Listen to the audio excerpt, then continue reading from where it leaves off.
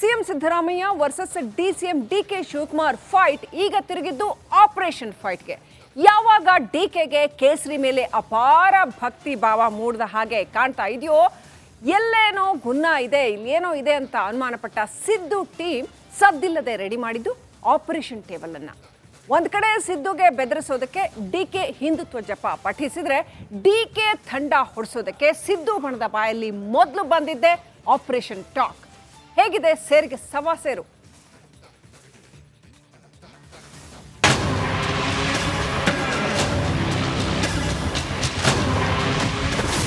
ಕೈನಲ್ಲಿ operation versus operation.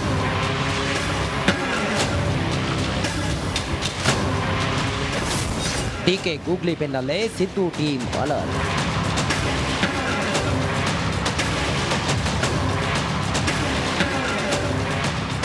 ರಾಜಕಾರಣದಲ್ಲಿ ಯಾವಾಗ ಏನು ಬೇಕಾದರೂ ಆಗಬಹುದು, ಇದು ರಾಜಕೀಯದ ಮೂಲ ಸಿದ್ಧಾಂತಗಳಲ್ಲಿ ಒಂದು.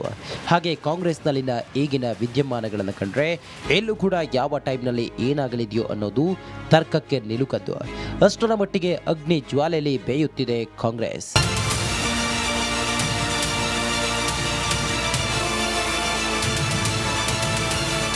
ಒಂದು ಕಡೆ ಯಾರು ಊಹಿಸದಂತ ನಡೆಯನ್ನ ಮುಂದಿಟ್ಟಿದ್ದು DCM KPCC president DK Shivakumar. ಎಷ್ಟು ದಿನ ಪಕ್ಷದ ತತ್ವಗಳನ್ನ ಯಾವತ್ತು ಬಿಡದ ಡಿಕೆ ಈಗೀಗ ಮೋಹ ತೋರಿದ್ದು ಕೇಸರಿಯಡೆಗೆ. ಲೇಟೆಸ್ಟ್ ಆಗಿ ಡಿಕೆ ಪ್ರಯಾಗ್ರಾಜ್ ಮಹಾಕುಂಭಮೇಳದಲ್ಲಿ ಮುಳುಗೆದಿದ್ದು ತಮ್ಮ ಹಳೆ ಬಣ್ಣವನ್ನೇ ತೊಳೆದು ಹಾಕಿದಂತಿದೆ.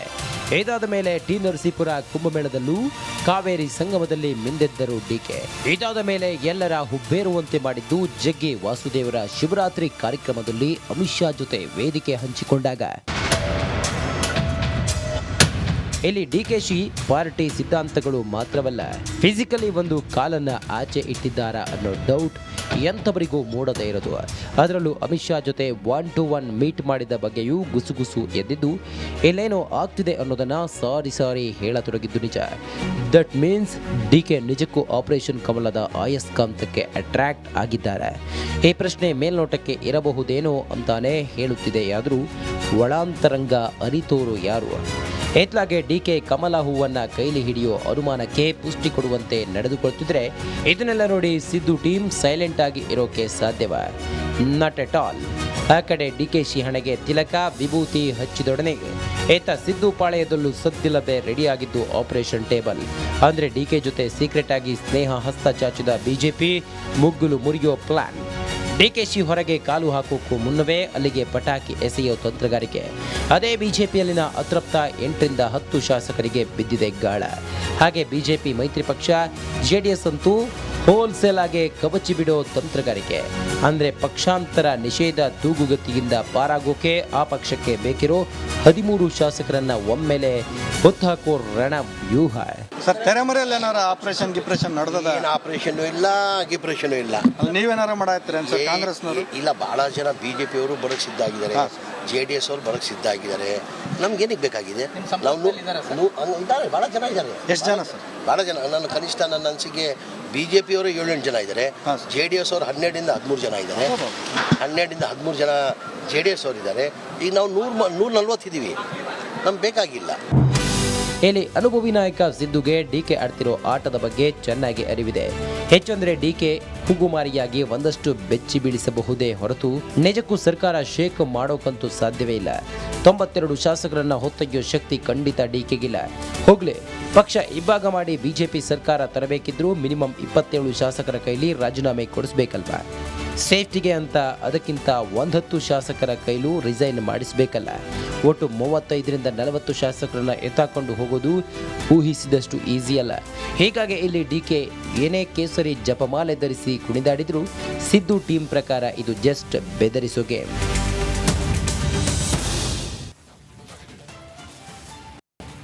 ಸಿಎಂ ಕುರ್ಚಿ ವಿಚಾರ, ಅಧಿಕಾರದ ವಿಚಾರ, ಅವಕಾಶದ ವಿಚಾರ ಎಲ್ಲಿಗೆ ಬಂತು ನೋಡಿ. ಕೊನೆಗೆ ಆಪರೇಷನ್ ವರ್ಸಸ್ ಆಪರೇಷನ್ ಅನ್ನೋ ಈಕ್ವೇಷನ್ಗೆ ಬಂತು. ಕೊನೆಗೂ ಸರ್ಕಾರ ರಚನೆ ಯಾರ್ದು ಅನ್ನೋ ಪರಿಸ್ಥಿತಿಗೆ ಬಂತು. ಡಿಕೆಶಿಗೆ ಕೌಂಟರ್ಗಾಗಿ ಸಿದ್ದು ಬಣ ಕೂಡ ಆಪರೇಷನ್ ಗುಮ್ಮ ರೆಡಿ ಮಾಡಿಕೊಂಡಿದೆ. ಸಿದ್ದು ಬಣದ ಬತ್ತಳಿಕೆಯಲ್ಲಿ ಆಪರೇಷನ್ ಹಸ್ತ ಏನದು? ಡಿಕೆ ಕೇಸರಿ ನೋಟಕ್ಕೆ ಇದು ಸಿದ್ದು ಬಣದ ಟಕ್ಕರ್. ಬಿಜೆಪಿ ಜೆಡಿಎಸ್ ಬುಟ್ಟಿಗೆ ಕೈ ಹಾಕೋ ತಂತ್ರ ಆಗೋದೇ ಇಲ್ಲ ಅಂತ ಹೇಳಕ್ಕಾಗಲ್ಲ. ಸಿದ್ದರಾಮಯ್ಯ ಮೊದಲಿನಿಂದಲೂ ಕೂಡ JDS ಪಾಳೆಯದಲ್ಲೂ ಕೂಡ ಒಂದಷ್ಟು ಹೋಲ್ಡ್ ಇಟ್ಕೊಂಡವರು. ಯಾಕಂತಂದ್ರೆ ಅವ್ರು ಹಿಂದೆ ಜನತಾ ಪಕ್ಷದಲ್ಲಿ ಇದ್ದಂಥವ್ರು, JDSನಲ್ಲಿ ಇದ್ದಂಥವ್ರು. DKಶಿಗೆ ಕಮಲ ಗಾಳ ಹಾಕಿದ್ರೆ ಪ್ರತಿ ದಾಳ ಹೆಂಗೆ ಹಾಕಬೇಕು ಅಂತ ನಮಗೆ ಗೊತ್ತು ಅನ್ನೋದರ ಕೌಂಟರ್ ಇದು. JDSನ 12ಕ್ಕೂ ಹೆಚ್ಚು ಶಾಸಕರಿಗೆ ಬಲೆ ಹಾಕ್ತಿದ್ದಾರಾ? ಹಾಗಾದರೆ ಅದಕ್ಕೆ ಜಮೀರ್ ಅಹಮದ್ ಖಾನ್ ನಮ್ಮ ಹತ್ರ 12ರಿಂದ 13 ಶಾಸಕರು ಸಂಪರ್ಕದಲ್ಲಿ ಇದ್ದಾರೆ ಅಂತ ಹೇಳಿರೋದೇ ಸಾಕ್ಷಿನಾ? ಕಾಂಗ್ರೆಸ್ ಕಡೆ 7-8 ಕಮಲ ಶಾಸಕರು ಮುಖ ಮಾಡಿದ್ದಾರೆ ಅಂತ ಜಮೀರ್ ಹೇಳ್ತಾ ಇದ್ದಾರೆ. ಮೊದಲೇ ಆಪರೇಷನ್ ಮಾಡಿದ್ರೆ DK ನಿಶಸ್ತ್ರ ಆಗಿಬಿಡ್ತಾರೆ, ಅವಾಗ ನೆಕ್ಸ್ಟ್ ಏನೂ ಮಾಡೋಕ್ಕಿರಲ್ಲ ಅನ್ನುವಂಥದ್ದ. DKಶಿ ಆ ಕಡೆ ಕಾಲಿಟ್ಟರೂ ಕೂಡ ವರ್ಕೌಟ್ ಆಗಲ್ಲ ಅನ್ನುವಂಥ ಸಂದೇಶನ ಕೊಡುವಂಥದ್ದ ಇದು. DKಯನ್ನು ತೆಪ್ಪಗಾಗಿಸೋದಕ್ಕೆ ಸಿದ್ದು ಟೀಮ್ ಆಲ್ರೆಡಿ ರಣವ್ಯೂಹ ರಚಿಸಿಕೊಂಡಿದೆಯಾ? ಯಾಕಂದ್ರೆ ನೋಡಿ, ಪ್ರತಿಯೊಂದಕ್ಕೂ DK CM ಆಗಬೇಕು ಅಂದಾಗ ಸತೀಶ್ ಜಾರಕಿಹೊಳಿ CM ಅಂತ ಹೊರಟರು. ಆಮೇಲೆ ಅಧ್ಯಕ್ಷ ಸ್ಥಾನ, DK CM ಪೋಸ್ಟ್ ಕೇಳಿದ ತಕ್ಷಣ ನೀವು ಅಧ್ಯಕ್ಷ ಸ್ಥಾನ ಬಿಟ್ಕೊಡಿ ಅಂತ. ಹಾಗೆ ಪ್ರತಿಯೊಂದಕ್ಕೂ ಕೂಡ ಕೌಂಟರ್ ಕೊಡ್ತಾ ಬಂದಿದೆ ಸಿದ್ದು ಬಣ. ಸೊ ಈಗ ಇದಕ್ಕೂ ಕೂಡ ಆಪರೇಷನ್ ಹಿಂದುತ್ವಕ್ಕೆ ಆಪರೇಷನ್ ಹಸ್ತ ಕೌಂಟರ್. ಜಮೀರ್ ಆಪರೇಷನ್ ಧಮ್ಕಿಗೆ BJP ಗುರ್ರಂದಿದೆ. ಸಿಕ್ಕಾಪಟ್ಟೆ ಕೆಂಡಾಮಂಡಲರಾಗಿದ್ದಾರೆ BJP ನಾಯಕರುಗಳು. ಮಾಡಿ ತೋರಿಸೋ ತಾಕತ್ತಿದ್ರೆ ಹೇಳೋದೇನು ಅಂತ ಸವಾಲ್ ಹಾಕಿದ್ದಾರೆ. ಕೆರಳಿದ ಅಶ್ವಥ್ ನಾರಾಯಣ್ ಬೆಂಕಿ ಬಿರುಗಾಳಿಯಾಗಿ ಮಾತನಾಡಿದ್ದಾರೆ. ಹೆಂಗೆ ಹೇಳಿದ್ರು ಅಶ್ವಥ್ ನಾರಾಯಣ್ ನೋಡಿ. ನೀನ್ ಸಂಪರ್ಕದಲ್ಲಿದ್ರೆ ನೀನ್ ಏನ್ ಬೇಕು ಮಾಡಪ್ಪ. ನೀನ್ ಯಾರು ಅಡ್ಡ ಬಂದವರ? ನಿನ್ಗೆ ಯಾರು ಅಡ್ಡ ಬಂದಿದಾರ? ಜಮೀರ್, ನಿಮ್ಗೆ ತಾಕತ್ತಿದ್ರೆ ಮಾಡಿ ತೋರ್ಸಪ್ಪ. ಸವಾಲಲ್ಲ, ತಾಕತ್ತಿದ್ರೆ ಮಾಡ್ಲಿ, ಸವಾಲು ಬೇಡ. ಮಾಡ್ಲಿ ಆಮೇಲೆ ಏನಿದೆ ನೋಡೋಣ. ಗಾಜಿನ ಮನೆಯಲ್ಲಿರೋರೆಲ್ಲ ನಮ್ಗೆಲ್ಲ ಸವಾಲ್ ಹಾಕತ್ತೇನ್ರಿ. ನಡೀರಿ ನೀನ್ ಸಂಪರ್ಕದಲ್ಲಿದ್ರೆ ನೀನ್ ಏನ್ ಬೇಕು ಮಾಡಪ್ಪ. ನೀನ್ ಯಾರು ಅಡ್ಡ ಬಂದವರ? ನಿನ್ಗೆ ಯಾರು ಅಡ್ಡ ಬಂದಿದಾರ? ಜಮೀರ್, ನಿಮ್ಗೆ ತಾಕತ್ತಿದ್ರೆ ಮಾಡಿ ತೋರ್ಸಪ್ಪ. ಸವಾಲಲ್ಲ, ತಾಕತ್ತಿದ್ರೆ ಮಾಡ್ಲಿ, ಸವಾಲು ಬೇಡ. ಮಾಡ್ಲಿ ಆಮೇಲೆ ಏನಿದೆ ನೋಡೋಣ.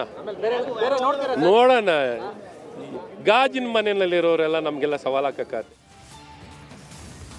ಕಾಂಗ್ರೆಸ್ ಪಾಳ್ಯದಲ್ಲಿ ಇಷ್ಟೆಲ್ಲ ನಡೀತಾ ಇದ್ರೆ BJP ಪಾಳ್ಯದಲ್ಲಿ ಹೇಗೆ ನಿಗಿ ಕೆಂಡ ಆಗ್ಬಿಟ್ರು ಅಂದ್ರೆ, ಏನು ಶಾಸಕರನ್ನ ಹೊತ್ಕೊಂಡೋಗಿ ಏನು ಮಾಡ್ತಾರೆ, ಏನು ಕಡಿತಾರ ಅಂತ ಪ್ರಶ್ನೆ ಮಾಡಿದ್ರು. ಕಾಂಗ್ರೆಸ್ ನಾಯಕರನ್ನ BY ವಿಜಯೇಂದ್ರ ಕೆಣಕಿದ್ದಾರೆ. ಮೊದಲೇ ಅವರಲ್ಲೇ ಅಸಮಾಧಾನದ ಬೆಂಕಿ, ಕಾಂಗ್ರೆಸ್ನಲ್ಲೇ ಅಸಮಾಧಾನದ ಬೆಂಕಿ ಭುಗಿಲೆದ್ದಿದೆ. ಅಭಿವೃದ್ಧಿಗೆ ಅನುದಾನ ಸಿಗದೆ ಕೈ ಶಾಸಕರೇ ಬೇಕಾದಷ್ಟು ಜನ ಅತೃಪ್ತಿ ವ್ಯಕ್ತಪಡಿಸ್ತಾ ಇದ್ದಾರೆ. ಇನ್ನು ನಮ್ಮ ಶಾಸಕರನ್ನ ಕರ್ಕೊಂಡೋಗಿ ಏನು ಮಾಡ್ತಾರೆ ಅಂತ ವಿಜಯೇಂದ್ರ ಪ್ರಶ್ನೆ ಮಾಡಿದ್ದಾರೆ. ಕೈ ಪಾಳ್ಯದ ವಿರುದ್ಧ ವಿಜಯೇಂದ್ರ ಕೂಡ ಕೆಂಡ ಕಾರಿದ್ದಾರೆ. ಯೋಗ್ಯತೆಗೆ, ಸರ್ಕಾರದ ಯೋಗ್ಯತೆಗೆ 138 ಶಾಸಕರಿದ್ದೇ ಅಭಿವೃದ್ಧಿ ಕೆಲಸ ಮಾಡೋದಕ್ಕೆ ಆಗ್ತಾ ಇಲ್ಲ. ಇನ್ನೆಷ್ಟು ಜನ ಶಾಸಕರನ್ನು ಹೊತ್ಕೊಂಡೋಗಿ ಏನು ಕಡಿಯೋರಿದ್ದಾರೆ ಇವರು? ಆಡಳಿತ ಪಕ್ಷದ ಶಾಸಕರೇ ಇವತ್ತು ಅಸಮಾಧಾನದ ಹೊಗೆ ಕಾಣ್ತಾ ಇದೆ, ನೋಡ್ತಾ ಇದ್ದೀರಿ. ಅಭಿವೃದ್ಧಿ ಇಲ್ಲದೇ ಚುನಾಯಿತ ಪ್ರತಿನಿಧಿಗಳು ನಮ್ಮ ಕ್ಷೇತ್ರಗಳಲ್ಲಿ ಯಾವುದೇ ಶಾಸಕರು ಅಭಿವೃದ್ಧಿಗೆ ಅನುದಾನ ಇಲ್ಲದೆ ನಮ್ಮ ಕ್ಷೇತ್ರದಲ್ಲಿ ತಲೆ ಎತ್ಕೊಂಡು ಓಡಾಡದೇ ಇರ್ತಕ್ಕಂಥ ಪರಿಸ್ಥಿತಿ ನಿರ್ಮಾಣ ಮಾಡಿದ್ದಾರೆ. ಇನ್ನೂ ಶಾಸಕರು ಹೊತ್ಕೊಂಡೋಗಿ ಏನು ಮಾಡ್ತಾರೆ ಇವರು? ಯೋಗ್ಯತೆಗೆ ಇವರ ಮುಖ ನೋಡಿ ಯಾರು ಬರ್ತಾರೆ? ಕೈ ನಾಯಕರ ಬಗ್ಗೆ CT ರವಿ ಕೂಡ ವ್ಯಂಗ್ಯವಾಡಿದ್ದಾರೆ. ಏನು ಹೇಳಿದ್ರು ಹಾಗಾದ್ರೆ CT ರವಿ ಹಿಂಗೆ ತಿರುಗೇಟ್ ಕೊಟ್ಟರು ನೋಡಿ. ಮಧ್ಯಪ್ರದೇಶ ನಮ್ಮದೇ ಅಂದರು, ಮುಗಿಸ್ಬಿದ್ರು. ಹರಿಯಾಣದಲ್ಲಿ ಅಧಿಕಾರಕ್ಕೆ ಬರ್ತೀವಿ ಅಂದರು, ಹೊರ್ಕೊಂಡು ಹೋದರು. ಮಹಾರಾಷ್ಟ್ರದಲ್ಲಿ ಜೊತೆಗಿದ್ದವ್ರನ್ನೂ ಉಳಿಸ್ಕೊಳ್ಳೋಕ್ಕಾಗದಿರೋ ಸ್ಥಿತಿಗೆ ಬಂದುಬಿಟ್ಟಿದ್ದಾರೆ. ಮಹಾರಾಷ್ಟ್ರದಲ್ಲಿ ದೆಹಲಿನಲ್ಲಿ ಶೂನ್ಯ ಸಂಪಾದನೆ. ಯಾರು ಬರ್ತಾರೆ ಇವ್ರ ಮುಖ ನೋಡಿಕೊಂಡು? ಇರೋವರೇ ಈ ಬಂದು ಕೆಟ್ಟಿವಿ ಅಂತ ಹೇಳ್ತಿದ್ದಾರೆ. ಅಲ್ಲಿ ಬಂದಿರೋರೇ ಸಮಾಧಾನದಲ್ಲಿ ಇಲ್ಲ. ಕರ್ಕೊಂಡೋಗಿ ಏನು ಮಾಡ್ತಾರೆ? ಮತ್ತು ಯಾಕೆ ಬರ್ತಾರೆ ಅವರು? ಮಧ್ಯಪ್ರದೇಶ ನಮ್ಮದೇ ಅಂದರು.